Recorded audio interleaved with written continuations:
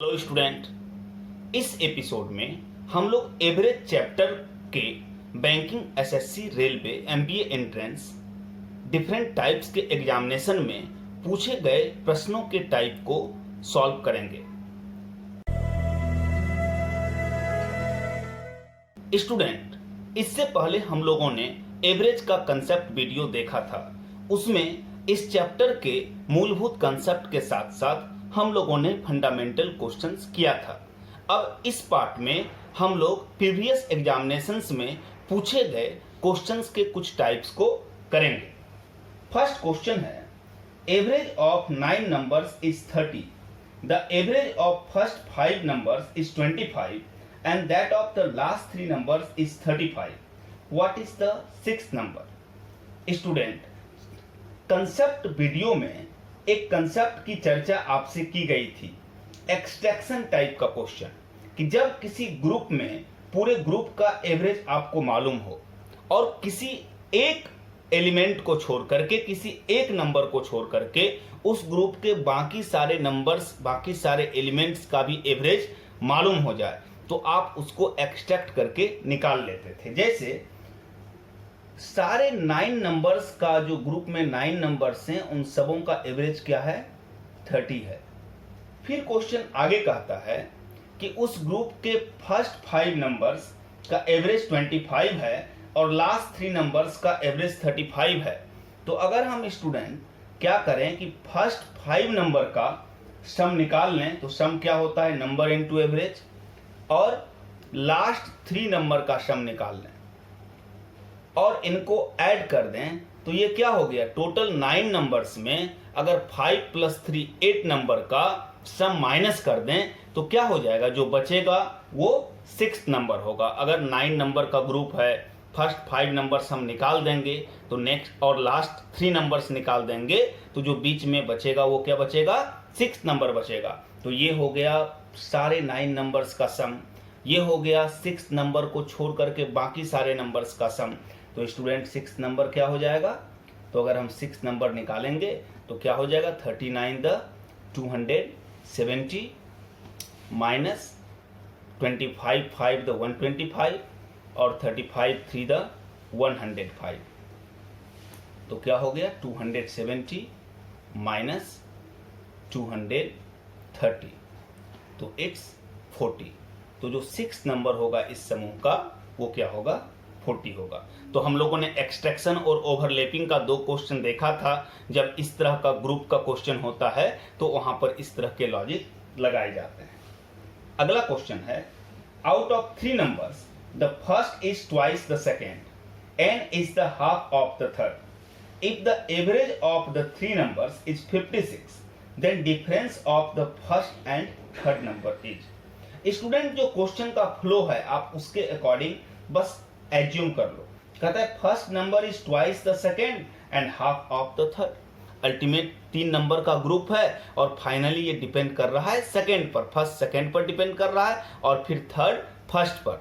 तो अगर स्टूडेंट हम सेकेंड नंबर को मान लो x मान लिया, तो कहता है first number is twice the second, पहला नंबर दूसरे का 2 गुना है तो पहला 2x हो जाएगा। और फिर कहता है पहला नंबर तीसरे का आधा है तो तीसरा क्या हो जाएगा? 4x हो जाएगा। तो ये तीनों नंबर हो गया 2x, x और 4x।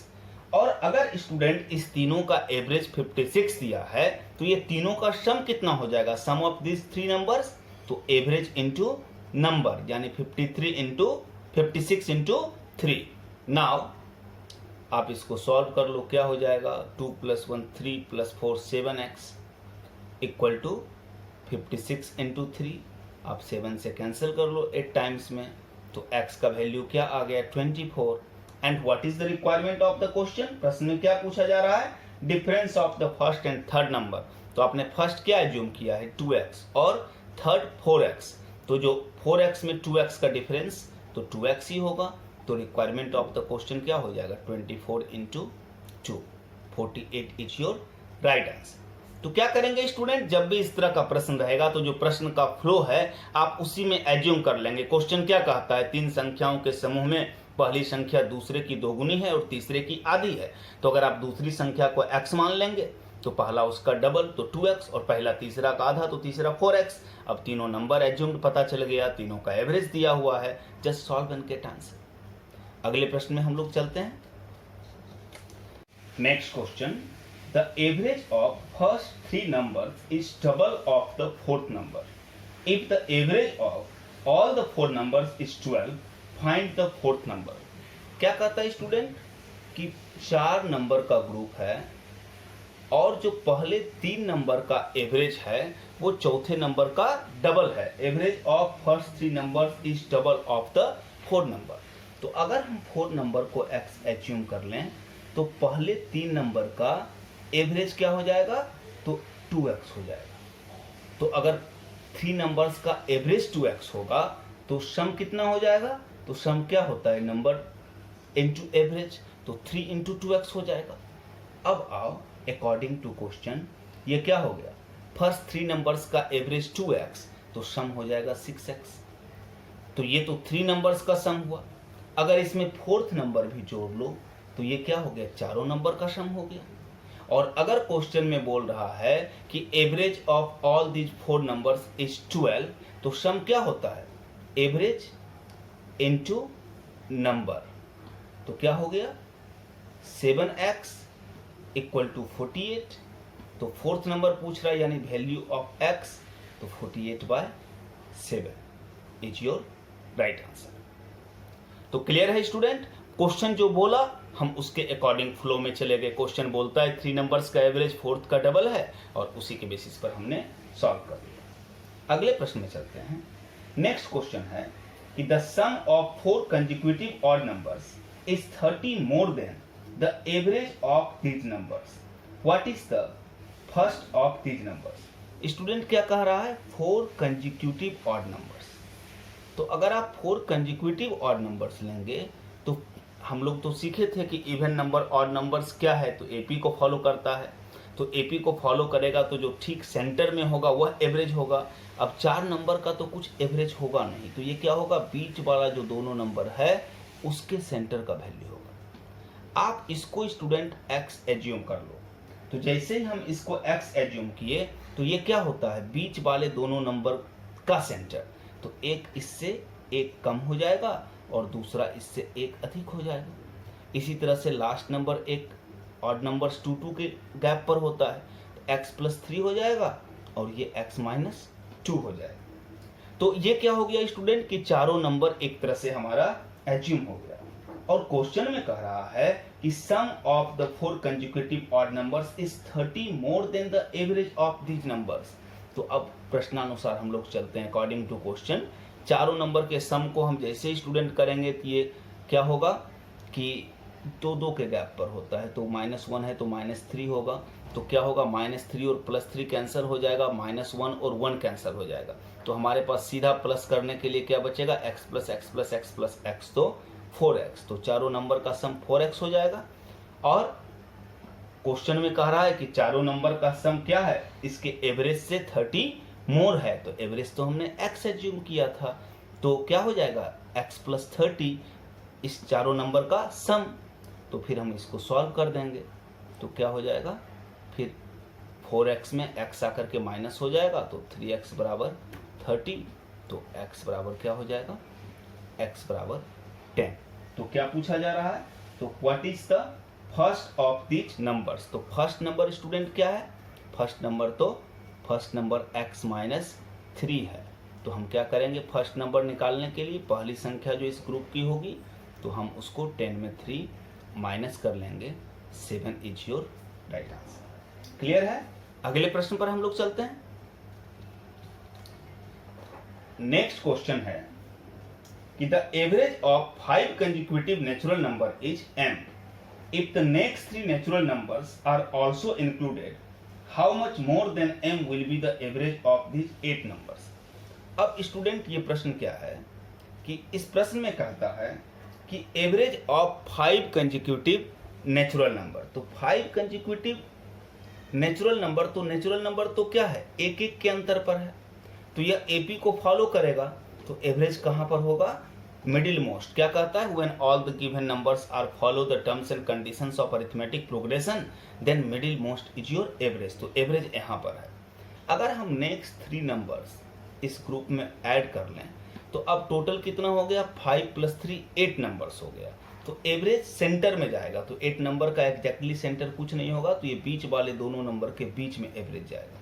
तो एवरेज कितना बढ़ेगा, 1 पूरा और 1 आधा, 1.5।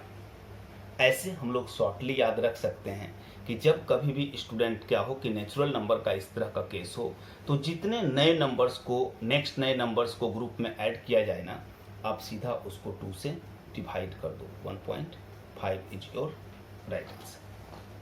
अगले क्वेश्चन में चलते हैं।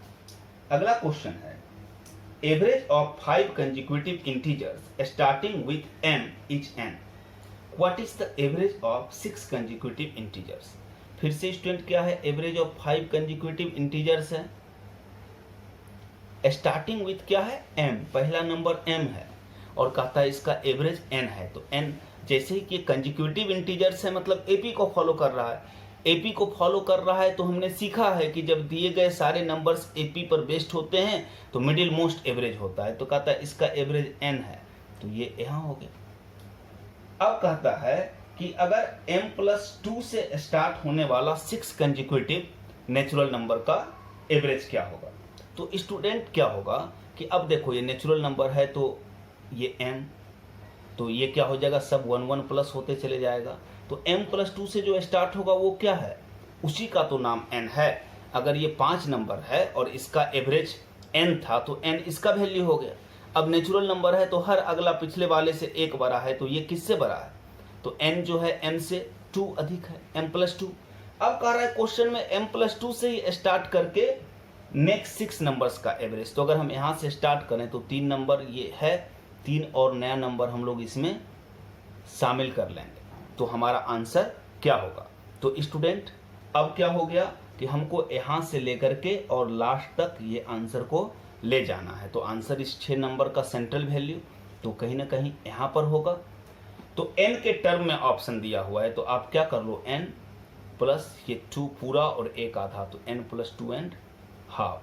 तो आप सॉल्व कर लो, n+5/2 या हम इसको कह सकते हैं 2n+5 और बाय 2, ये आंसर हो जाएगा। अगले प्रश्न में हम लोग चलते हैं। नेक्स्ट क्वेश्चन है, the average of collection of 20 measurements was calculated to be 56 centimeter, but later it was found that a mistake has occurred in one of the measurements which was recorded as 64 centimeter but should have been 61 centimeter. The correct average must be। Student average कितना मापा गया, तो 56 centimetre मापा गया। अब इस तरह का जब भी प्रश्न रहे ना कि कुछ एरर हुआ है, तो आप सिर्फ ये चेक करो कि एरर है क्या। तो स्टूडेंट एरर क्या है कि जिसको हमें लिखना था 61 सेंटीमीटर, हमने उसको लिख दिया 64 सेंटीमीटर। तो एरर क्या है, +3 सेंटीमीटर का। तो इसके कारण एवरेज कितना चेंज हुआ होगा, तो +3/20 मेजरमेंट से तो +3/20 हो गया होगा। तो करेक्ट एवरेज क्या होगा, तो आप जस्ट रेक्टिफाई योर एरर, आपने जो गलती किया है सुधार लो।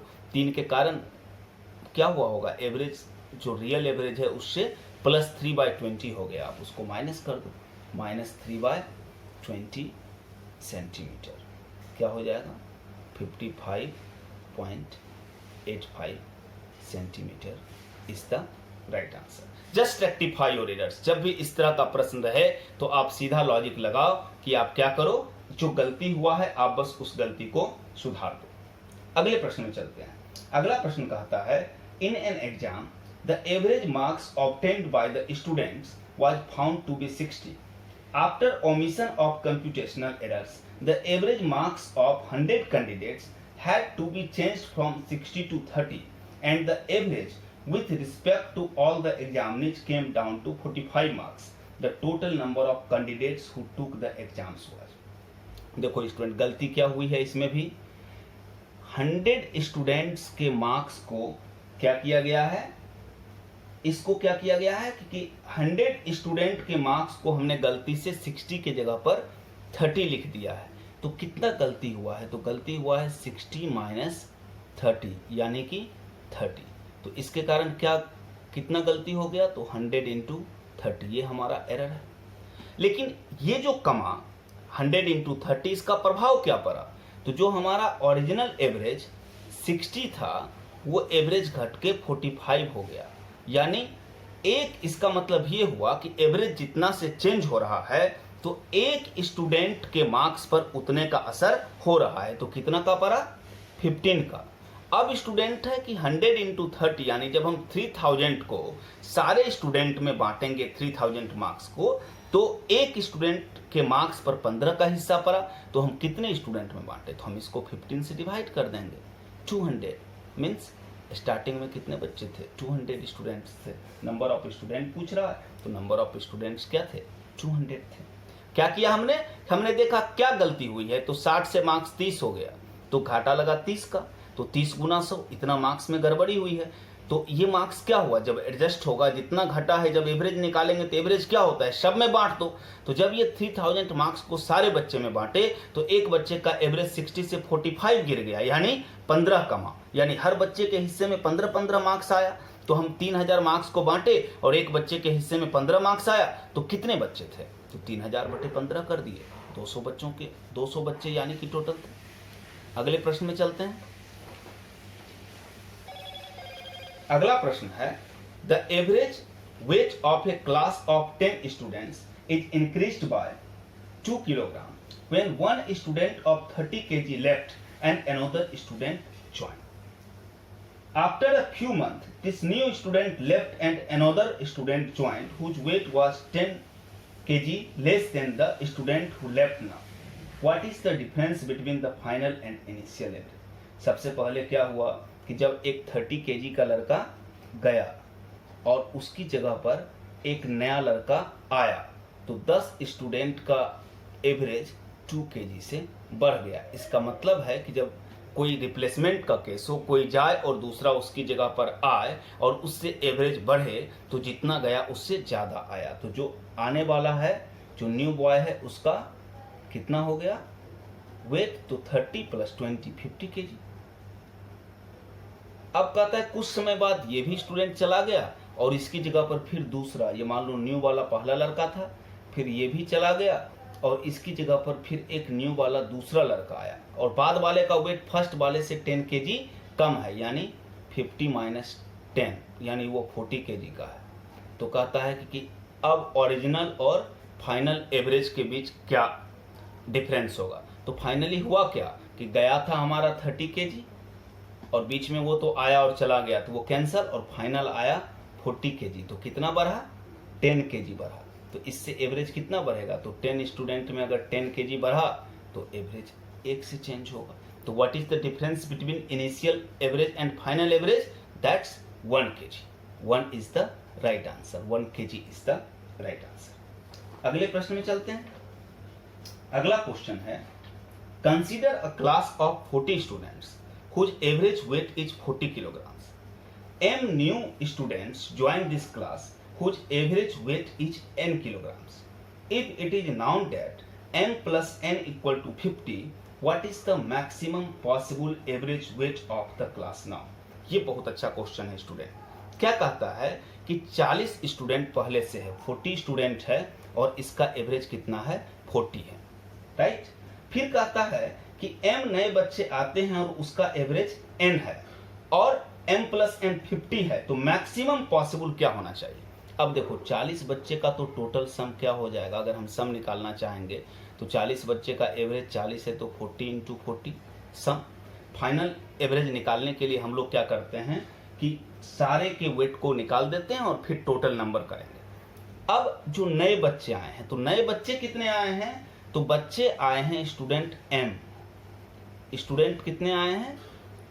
m आए हैं और उनका एवरेज है n, और ये n क्या हो गया? एवरेज। और ये दिया हुआ है कि m + n = 50 है। एक और क्वेश्चन में एक इंस्ट्रक्शन ये है कि If m new students join this class whose average weight is n kg, it is known that m plus n equal to 50. तो what is the maximum possible average weight? तो maximum possible average की जब student बात कर रहा है तो इसका मतलब हो गया कि एवरेज बढ़ेगा। तो एवरेज बढ़ेगा तो इतना तो तय हो गया कि अगर पुराना एवरेज हमारा 40 था तो न्यू एवरेज इससे ज़्यादा होना चाहिए, यानी कम से कम 41 होना चाहिए। अब आप चेक कर लो कि अगर हमारा एवरेज 41 होगा एटलीस्ट, तो ऐसे केस में टोटल सम 50 है तो नंबर ऑफ स्टूडेंट क्या हो जाएगा, 9 हो जाएगा। तो मैक्सिमम के, और इसको जैसे ही बढ़ाओगे एवरेज 42 करोगे तो ये 8 होगा। हम यहाँ तक ले जा सकते हैं इंटीजर्स में कि ये 49 तो 1, तो लेकिन स्टूडेंट सबसे हाईएस्ट वैल्यू यही होगा, क्योंकि अगर इसका वैल्यू आप निकालोगे तो इसका वैल्यू कितना निकल जाएगा, 41 इंटू 9 करोगे तो क्या हो जाएगा, 369 होगा। जबकि अगर मान लो इसको बढ़ा करके 49 कर दो, इसको उसी तरह से ये 49 करोगे तो 1 करना होगा, तो 49 1 द 49 ही होगा। हमको तो मैक्सिमम करना है, तो जितना ज़्यादा हो तो इस वैल्यू में सबसे ज़्यादा यही होगा, तो फिर हमको इसी को एज्यूम करना पड़ेगा। तो इस लॉजिक के हेल्प से जो नए बच्चे आए तो उनका सम तो 9 इंटू 41 और by total number of student हो गए 40 प्लस 9 49। तो आप इसको सॉल्व कर लीजिए, क्या हो गया 1600 उधर और इधर 369 और बाय क्या हो गया 49।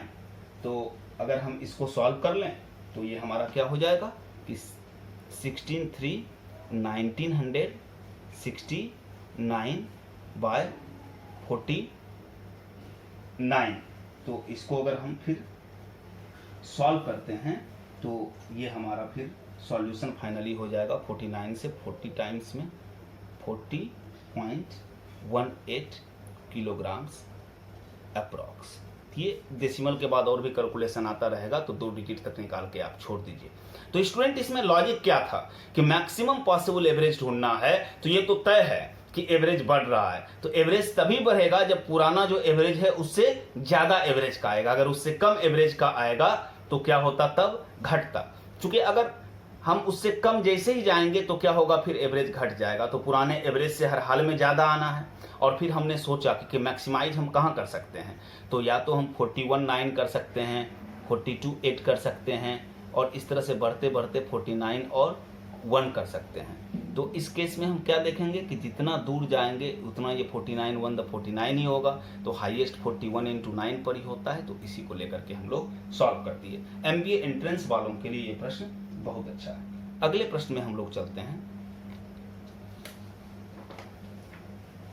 नेक्स्ट क्वेश्चन है स्टूडेंट कि if the average weight of a family is y kilogram, when a guest waiting 30 kilogram arrives, then the average weight is increases by 1 kg, and when the weight of this guest had been 18 kgs, then the average weight of the family would have decreased by 1 kg. Find the y.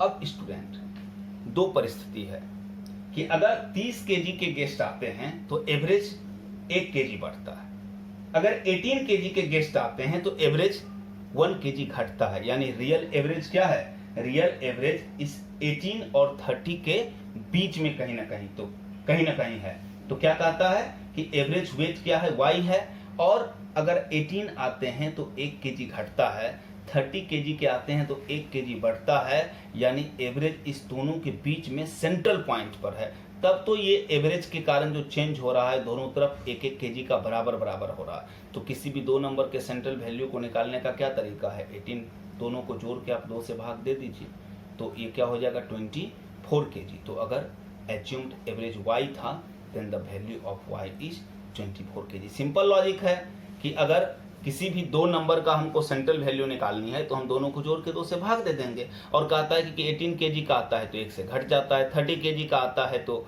1 से average बढ़ जाता है। यानी 18 average से y से जितना कम है 30 उतना ही अधिक है। यानी y दोनों के बिल्कुल सेंटर में है। तो दो नंबर के सेंट्रल वैल्यू के लिए क्या करेंगे, दोनों को जोड़ करके 2 से भाग देंगे। आगे बढ़ते हैं स्टूडेंट। कहता है the average monthly salary of the workers in A workshop is 8500 if the average monthly salary of 7 technicians is 10,000 and average monthly salary of rest is 7800, the total number of workers in the workshop. Student बहुत best concept इसका होता है। इस तरह के प्रश्न को आप एलिगेशन से बना लीजिए। इसमें क्या कह रहा है, तो एक पहले आप रखिए टेक्नीशियंस कितने हैं, तो टेक्नीशियंस का सैलरी कितने हैं, 10,000 वाले टेक्नीशियंस हैं, और बाकी वर्कर्स क्या है 7,800 वाला है, और दोनों मिल करके एवरेज 8,500 वाला है। तो हम क्या करेंगे, एक्स रूल से हम इसका रेशियो निकाल लेंगे। तो ये क्या हो गया 700 और ये क्या हो गया 1500। तो हम रेशियो निकालेंगे तो क्या हो जाएगा 7:15। तो अब अकॉर्डिंग टू क्वेश्चन क्या दिया हुआ है कि नंबर ऑफ टेक्नीशियंस दिया हुआ है 7, तो रेशियो में भी नंबर ऑफ टेक्नीशियंस क्या है, तो आप देखोगे कि ये जैसे पहला क्या था टेक्नीशियंस था और दूसरा क्या था कि जो रेस्ट ऑफ वर्कर्स था।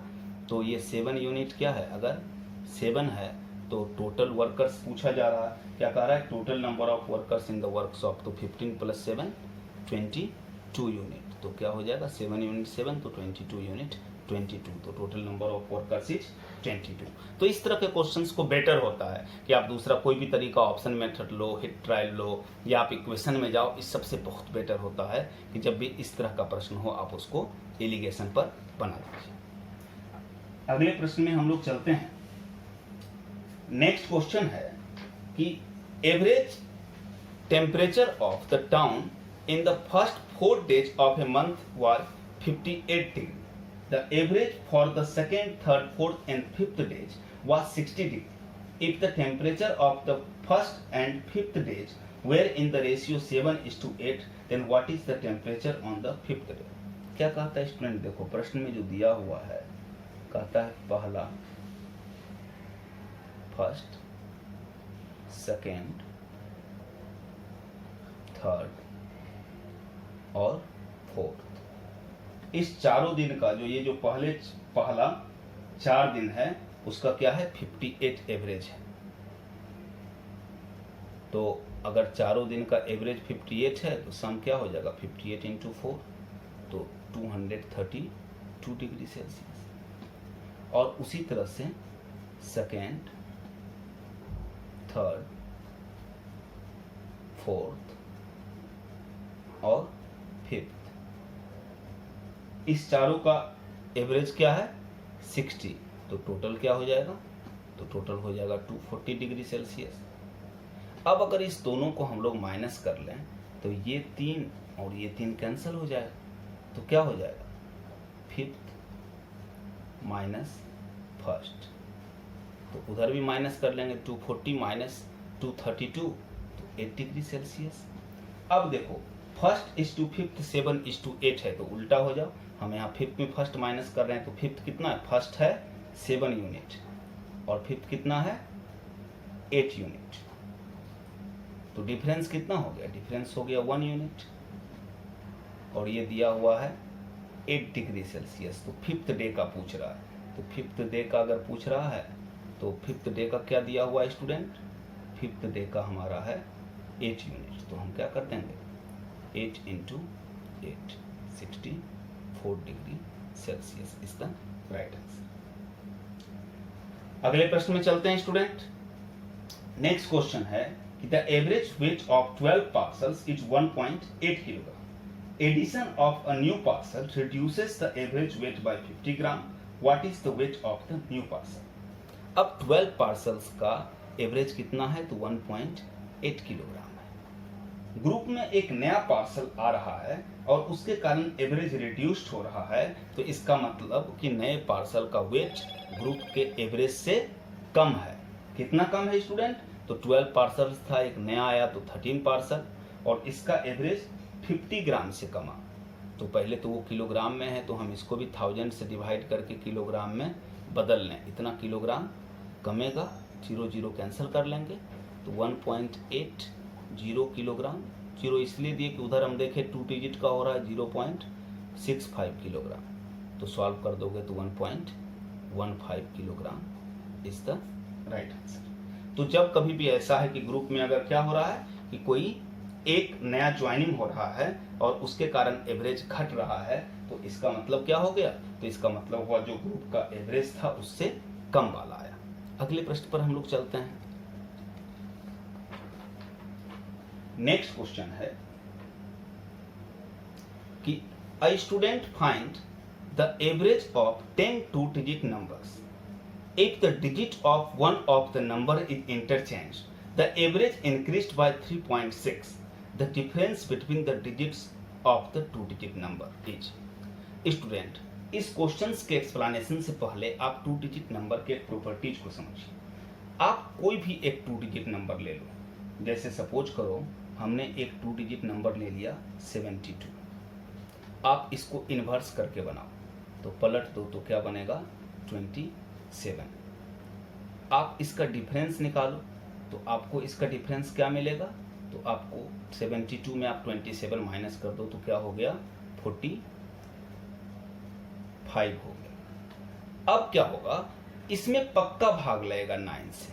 हम क्या कहना चाह रहे हैं कि अगर आप कोई भी टू डिजिट नंबर लेंगे और उसके दोनों डिजिट को पलट देंगे तो जो नया नंबर होगा और जो ओरिजिनल नंबर होगा उसके डिफरेंस में पक्का 9 से भाग लगेगा। और जितना बार में भाग लगेगा ना, जैसे 9 × 5 = 45, वह उसके दोनों डिजिट के बीच का अंतर होगा। जैसे 72 या 27 किसी को चेक करो, 7 में से 2 गया तो 5। ये टू डिजिट नंबर की प्रॉपर्टीज होती है। एक और एग्जांपल ले लो, जैसे मान लो 81, पलट दो तो क्या हो जाएगा 80, डिफरेंस निकाल लो तो क्या हो जाएगा 63, पक्का 9 से भाग लगेगा। और कितना बार में लगेगा, जो उस दोनों डिजिट का डिफरेंस होगा 8 - 1 7। ये टू डिजिट नंबर का एक प्रॉपर्टीज है। तो अब कहता है क्या कि 10 अगर एक नंबर के साथ ऐसा ही हो गया तो क्या होता है 10 नंबर का एवरेज 3.6 से घट गया। तो कहता है एवरेज 3.6 से घटा, टोटल कितना घटा, तो 3.6। 10 नंबर का एवरेज 3.6, तो टोटल मल्टीप्लाई कर देंगे 36। तो टू डिजिट नंबर है तो पक्का 9 से भाग लगेगा। और कितना बार में भाग लगा 4 बार में, यानी उसके दोनों डिजिट का डिफरेंस क्या होगा 4 होगा। तो ये टू डिजिट नंबर की प्रॉपर्टीज है और इसके बेसिस पर हम इसे कर लें। अगले प्रश्न में चलते हैं। अगला प्रश्न, in a class of 50 students, girls are 22 in numbers and they scored an average of 35 marks in a class test of full marks 50. What is the average marks of boys if the class average is 42 marks? इसको भी student better होगा कि हम allegation से करें। क्या है question में कि गर्ल्स का नंबर 22 है, तो स्वाभाविक है 50 बच्चे में अगर गर्ल्स 22 है तो बॉयज हमारा क्या हो जाएगा 28 हो जाएगा।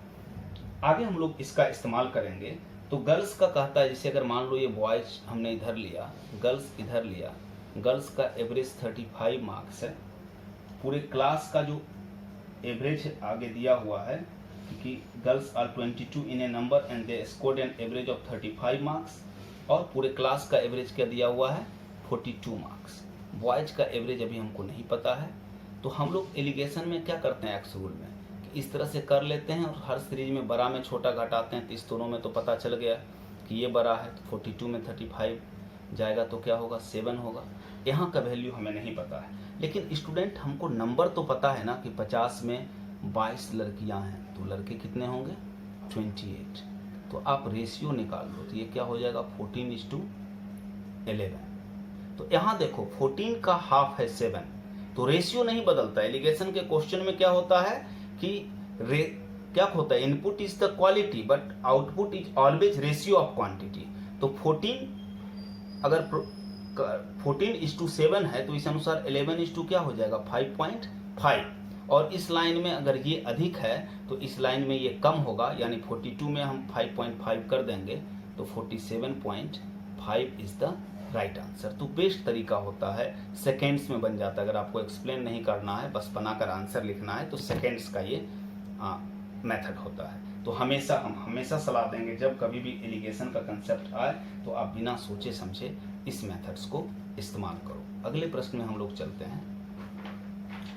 अगला प्रश्न है स्टूडेंट कि the average monthly expenditure of a family for the first 4 months is 2570, for the next 3 months is 2490, and for the last 5 months is rupees 3030. If the family saves rupees 5320 during the whole year, the average monthly income of the family during the year. तो क्या करना है, यह तो सिर्फ calculation है कि total expenditure आप निकाल दीजिए प्लस सेविंग तो इनकम हो जाएगा। इनकम इक्वल टू क्या होता है, तो income equal to total expenditure और प्लस सेविंग।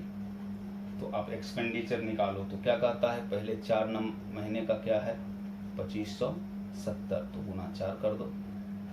फिर क्या कहता है, अगले 3 महीने का 2490 है, तो 2490 गुना 3 कर दो। फिर कहता है अगले 5 महीने का क्या है 330 है, तो 330 गुना 5 कर दो। तो 4 3 7 5 12, ये पूरे वर्ष का क्या हो गया एक्सपेंडिचर हो गया। और इसके साथ ही सेविंग कितना दिया हुआ है 5320। तो ये क्या है स्टूडेंट, ये सेविंग्स है और ये सब एक्सपेंडिचर है। तो एक्सपेंडिचर प्लस सेविंग क्या हो गया, इनकम हो गया। और अगर हम इसको 12 से डिवाइड कर देंगे तो एवरेज मंथली इनकम निकल जाएगा। तो अब आपको क्या करना है, बस कैलकुलेट कर लेना है। तो 2570 इंटू 4 तो क्या हो जाएगा 10280। फिर 2490 इंटू 3 तो 7470। फिर 3033 इंटू 5 15150। और लास्ट वाले को भी ऐड कर लो 5320 को, तो कैलकुलेट ही है। बाय क्या करना है आपको 12 करना है। आप इस सब को ऐड कर लीजिए तो ये हो जाएगा आपका 38220 बाय 12। आप कैंसिल कर लीजिए, 3 times 185, it's your final answer. तो कुछ भी नहीं करना है। जो स्टूडेंट क्या कहता है कि वो जो एक्सपेंडिचर किया तो पहले 4 महीने का, नेक्स्ट 3 महीने का, लास्ट 5 महीने का, 4 3 7 5 12 पूरे साल का कुल एक्सपेंडिचर निकल गया। और ये छोटा सा सेविंग है, तो एक्सपेंडिचर प्लस सेविंग इनकम, और कहता है मंथली एवरेज इनकम। तो साल में 12 महीने होते हैं, 12 से डिवाइड कर दिया, आंसर निकल गया। अगले प्रश्न में चलते हैं स्टूडेंट। अगला प्रश्न कहता है कि there are 35 students in a hostel. If the number of students increased by 7, the expenses of the mess increase by 42 per day, while average expenditure per head diminishes by ₹1. Find the original expenditure of the mess। बहुतों बार ये प्रश्न पूछा गया है। Student क्या कहता है कि मान लो कि लेट ओरिजिनल जो पहले का जो इनिशियल एवरेज एक्सपेंडिचर था, original average expenditure equal to x। अब देखो क्या है, 35 स्टूडेंट पहले था तो उसका टोटल खर्च क्या होगा 35x होगा।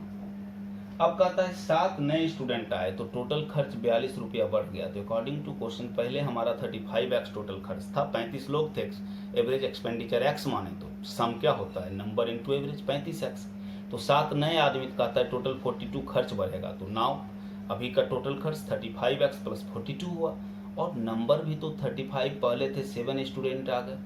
तो new expenditure bye new number, तो न्यू एवरेज, तो कहता है कि न्यू एवरेज ओल्ड एवरेज से 1 कम है। अब आप इसी को सॉल्व कर दो तो क्या हो जाएगा 35x plus 42 equal to 35 plus 7 42।